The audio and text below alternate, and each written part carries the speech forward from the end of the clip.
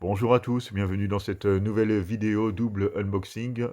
Bon, bah, comme vous avez vu sur la miniature, hein, il s'agit de Barbenheimer, hein, la contraction de deux grosses sorties cinéma simultanées, et donc deux sorties simultanées au niveau du steelbook et du support physique.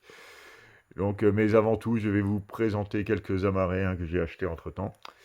Le premier, c'est Horns, que j'ai eu à 6,99 € sur Amazon. C'est un film qui m'intriguait depuis un petit moment, hein, à force d'en entendre parler. Beaucoup de youtubeurs en plus ont trouvé ça plutôt sympa. Donc j'ai passé le pas, puis à cette balle, je me suis dit ça valait le coup. Donc film d'Alexandre Aja avec Daniel Radcliffe. Au niveau du speech, soupçonné d'avoir assassiné sa fiancée, Ignatius se réveille un matin avec des cornes sur la tête. Celle-ci lui donne le pouvoir de faire avouer les plus noirs secrets aux gens qu'il croise. Ignatius se lance alors à la recherche du véritable meurtrier. Au niveau des bonus, nous retrouvons les coulisses du tournage et des scènes coupées. Et au niveau du langage, donc on est sur du 5.1 DTS HD Master Audio, le sous-titrage en français et sourd et malentendant. Donc film interdit au moins de 12 ans, de 2h03. J'ai hâte de découvrir, parce que ça a l'air quand même pas mal, quoi. Puis c'est vrai que les critiques sont pas forcément mauvaises. Donc ensuite j'ai fait quelques achats à Nose, pour commencer à 1,99 € adolescente. Bon, pour le speech, ils suivent en fait une équipe qui suit de l'adolescence de deux filles, de deux jeunes filles, donc de 13 ans à 18 ans. Donc c'est vraiment en temps réel, on voit leur évolution. Donc le speech, c'est Emma et Anaïs sont inséparables et pourtant tout les oppose. Adolescentes suit leur parcours depuis leurs 13 ans jusqu'à leur majorité. 5 ans de vie où se bousculent les transformations et les premières fois. À leurs 18 ans, on se demande alors quelles femmes sont-elles devenues et où en est leur amitié. À travers cette chronique de jeunesse, le film dresse aussi un portrait de la France de ces 5 dernières années. Donc ça peut être intéressant à regarder aussi. Puis bon, à 1,99 €, on ne prend pas un grand risque. Ensuite, j'ai pris 5 films, encore toujours chez Nose. Donc éditeur Condor, à 99 centimes, là, donc ça fait 1 € le Blu-ray. Et les 5 autres, j'ai eu 1 €. Hein. Donc ça fait vraiment pas cher. Là, il s'agit de Girls Only, où on peut retrouver notamment Chloé Grace Moretz, avec un joli amarré rose d'ailleurs, c'est plutôt rare. Donc au pire, si le film est mauvais, l'amarré pourra servir à quelque chose. Une comédie romantique ingénieuse. À 16 ans, Annika a tout l'ado typique. A tout de l'ado typique. Entre rébellion au lycée, premier flirt et fête entre copines. Le jour où elle se lie d'amitié avec Megan, une trentenaire, exubérante et décalée, sa vie prend une drôle de tournure. Sa nouvelle amie ose tout, s'inventer une fausse formation, se faire passer pour sa mère, jusqu'à tomber sous le charme de son propre père. Et lorsque votre meilleur pote sort avec votre père, c'est le début des galères. Donc ça a l'air d'être un sujet plutôt léger, hein, je sais pas du tout ce que ça donne.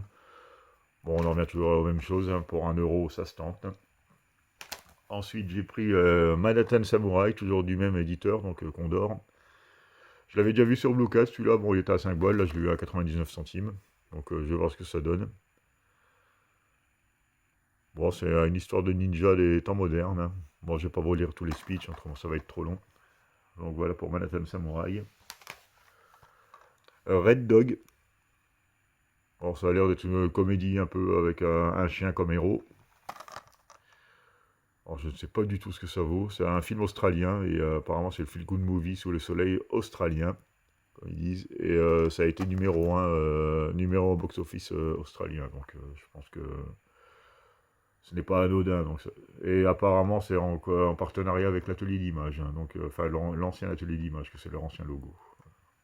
Donc à voir. Ensuite j'ai Under Pressure, toujours à 99 centimes, avec Ryan Reynolds. Alors je ne connais pas du tout ce film, j'en ai jamais entendu parler. Alors, je sais pas ce que ça vaut.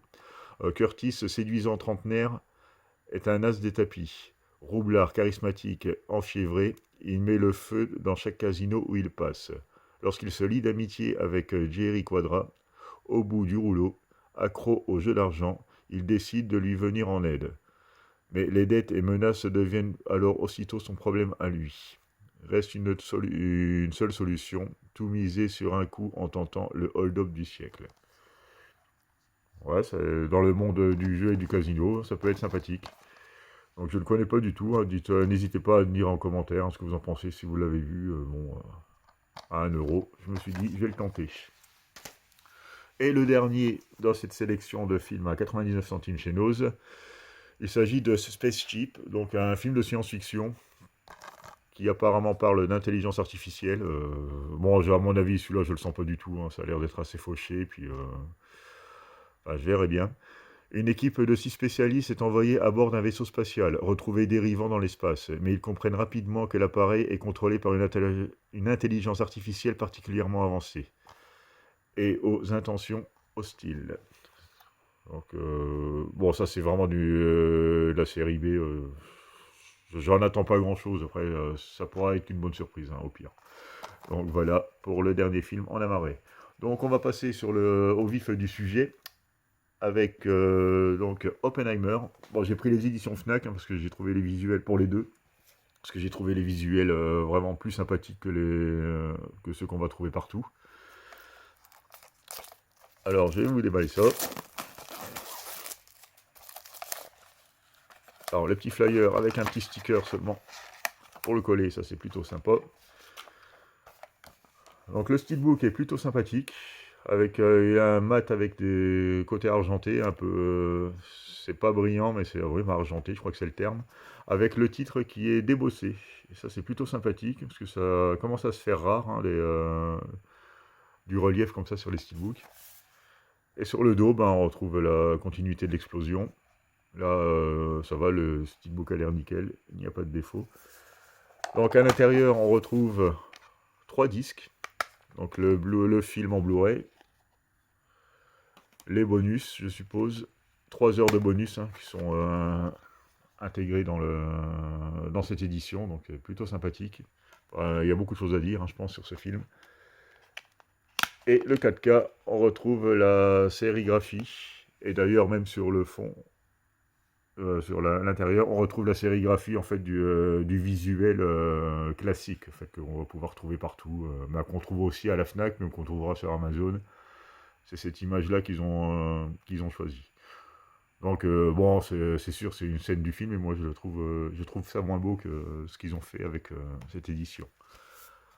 Donc là, il y a une continuité, hein, on retrouve en profil Cillian Murphy, hein, donc qui joue le héros, enfin le héros si on peut appeler ça un héros, qui joue le rôle donc d'Oppenheimer. Plutôt sympathique. Donc au niveau des caractéristiques techniques, sur le 4K Ultra HD, on reste sur du 5.1, hein, ça avait fait polémique, mais bon, c'est là un choix de réalisateur apparemment. Donc l'anglais DTS HD Master Audio 5.1, le français, l'allemand, l'italien DTS Digital sur Roon 5.1. Bon, c'est vrai que ça fait des vieilles pistes, hein, pour un film très récent. Et on retrouve du coup, vu que c'est pas très gourmand au niveau espace, on retrouve la même chose sur le Blu-ray, quoi. Et la durée du film est donc de 3 heures tout rond. Donc belle édition, donc, avec 3 disques, plutôt sympa. On va passer donc à sa concurrente directe, donc qui a gagné au box-office, hein. Il s'agit de Barbie, l'édition Fnac également. J'ai préféré l'édition Fnac parce qu'avec le fond bleu, ça tranchait un peu avec le rose de l'édition traditionnelle, on va dire. Pour moi, trop de rose, tue le rose, hein, donc j'ai choisi celui-là. Bon, le film, je ne l'ai pas vu, hein, les deux, Oppenheimer, je n'ai pas vu non plus. Donc ce sera vraiment une surprise. Donc là, au niveau... Là, ils ont mis des points de colle. Hop. Là, on est sur un mat. On frôle quand même le glossy. On voit juste le titre, donc pas de pavé, pas de nom d'acteur, rien du tout. C'est très bien, je trouve ça plutôt joli. Le côté argenté, un peu paillette aussi sur le fond. Bon, le film a été très critiqué, hein, parce que bon, pour son côté woke et tout ça. Mais moi, quand je regarde des films, je ne cherche pas forcément le double langage que ça peut avoir. Je le prends, je le regarde, il m'a diverti, c'est sympa. Et je ne cherche pas à tout prix chercher un message sous-jacent, comme beaucoup aiment faire. Ça, c'est plutôt le genre de truc qui me gave. Le cinéma, c'est un loisir, faut que ça reste distrayant, et c'est pas là pour se prendre la tête, quoi. Donc je pense que Barbie, ça va être il doit faire le job, et je verrai vraiment ce que ça donne. Si c'est vraiment mauvais, ben, je vous le dirai en commentaire sur cette vidéo. Donc là, sur l'artwork interne, ben, je vais vous montrer après avoir retiré les disques. Donc on a le disque avec 4K avec le titre Barbie, hein, c'est tout de rose vêtu. Hein. Ils aiment bien le rose, hein, en même temps c'est Barbie, c'est un peu logique. Et le Blu-ray classique.